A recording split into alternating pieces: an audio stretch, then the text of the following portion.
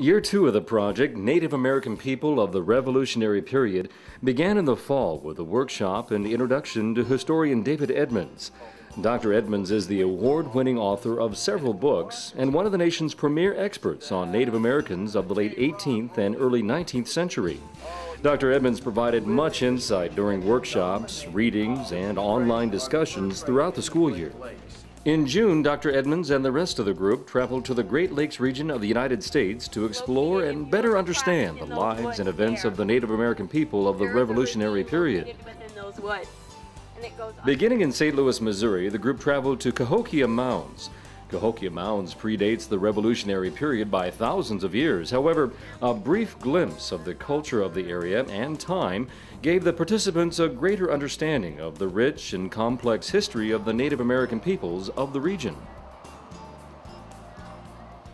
Traveling across Missouri and into Illinois, the group took the opportunity to explore the newly renovated Lincoln Library. While not of the time period being studied, the award-winning museum was extremely well received by the American history teachers. The next morning, however, it was back to the topic and time period of the project as the group investigated the interregional transportation highways of the past. A relaxing canoe trip down the Tippecanoe River was interrupted by a summer thunderstorm that left the group scrambling for shelter.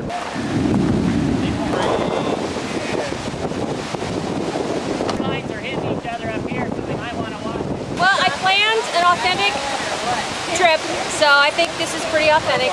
Riding the storm out in an old abandoned shack, the group quickly discovered the reality of nature and its role in the survival and well-being of the people from our past.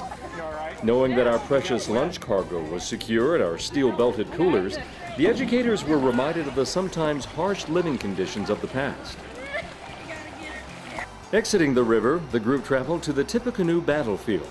As Dr. Edmonds interpreted the site, the group began to understand the reality of the struggle for independence for Native Americans as the new country experienced growing pains. This is really, in many ways, the first battle of the War of 1812.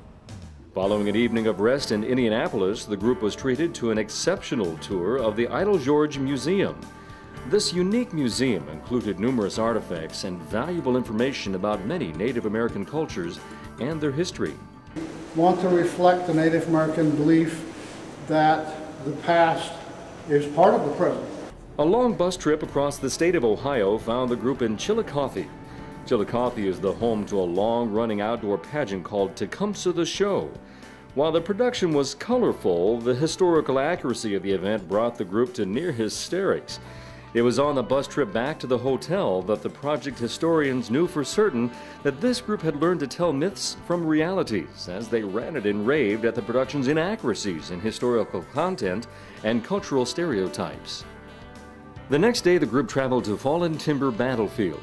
The issue of historical preservation was highlighted as the group discovered that the location of the commemorative markers were located miles from the actual battlefield. An excellent hands-on interpretation of the battle and artifacts of the time period was led by local historians.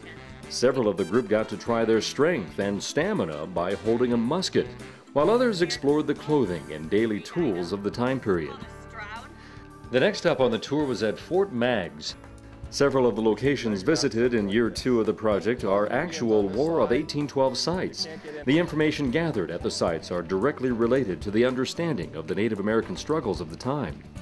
By the time you get to the War of 1812, you have the corner of northwest Ohio. It is now or never for the Indian cause. There are 14 firing loops. Understanding the fort structure and actual importance during the War of 1812, the participants gained greater insight to the life of the average soldier of the time. The walls are 2 feet thick, so the heaviest British shot basically bounces off.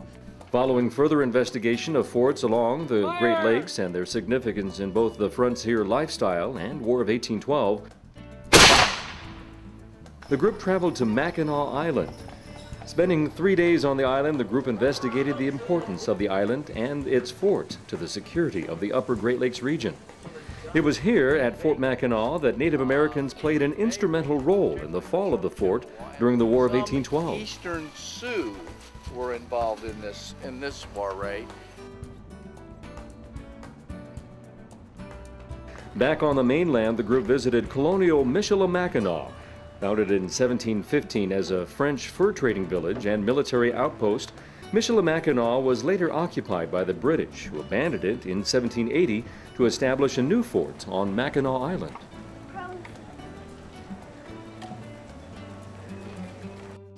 Driving across Michigan's Upper Peninsula, the group arrived just outside of Green Bay and visited the Oneida Cultural Center and Festival. It's another interesting for another way, and that what we're seeing here at this festival are tribal people today doing what tribal people do. This is not a festival that is geared towards Indian people performing for whites. It's a festival in which people come together and they celebrate their ties, their family ties, and what it means to be Oneida, but it's what it means to be Oneida in a changing world. And I think this is an important part because it illustrates that Native American people are not a figment of an historic past. They're very much a part of American society, and they do have a very viable place in American society. And this really is the hope for the future and for the present for tribal people. After the festival, it was off to Milwaukee, where the group explored the Native American displays of the Milwaukee Museum. Several cultures and time periods were represented in the display and provided the participants an exciting look at several Native American cultures of the entire country. The group returned to Nebraska to spend the next few weeks processing the sights and sounds of their June travels, but soon hit the road again to travel to Chicago. During a 5-day trip to Chicago, the group was given the opportunity to visit several of the historical sites of the city. The crown jewel of the trip, however, was a day spent at the prestigious Newberry Library. Dr. Edmonds has personally spent years in the facility researching their vast collection. The group was provided the opportunity to view and handle artifacts directly relating to the treaties and events of the time period and people associated with the project's topic. In addition to the Newberry Library, participants enjoyed a hands-on workshop presented by the Field Museum's education specialists on the topic of using artifacts in the classroom. An evening at the Adler Planetarium provided the group with a star show based on Pawnee star legends. The final night of the trip gave the educators the chance to experience Lake Michigan aboard a cruise ship with a local historian. Arriving home in Nebraska, the group began the process of developing lessons and resources for use in their classrooms. Through the readings, activities, and travels during the year, the American Independence Myths and Reality group developed a greater understanding of the struggles for independence for Native Americans of the Revolutionary period. The myths of their involvement in the nation's formation gave way to the reality of their role in the nation's history.